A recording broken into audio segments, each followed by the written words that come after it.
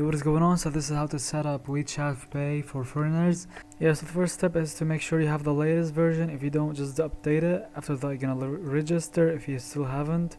After that, add a bank card, tap wallet and then cards option followed by an add a card. Select the card provider, example Visa, MasterCard, American Express, whatever.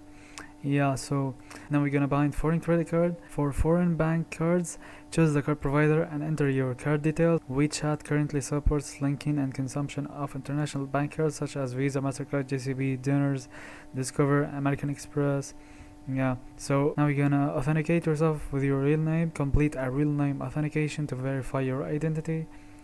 After that, you're gonna verify your card. You're gonna send the one-time password, one-time OTP. Yeah, so you can verify your card. Yeah, so important to know that WeChat Pay only accepts foreign credit cards, not debit cards. So if you don't meet the needs for WeChat, you can use Wise account, which offers a multi-currency wallet and seamless transaction in China, which is an alternative option.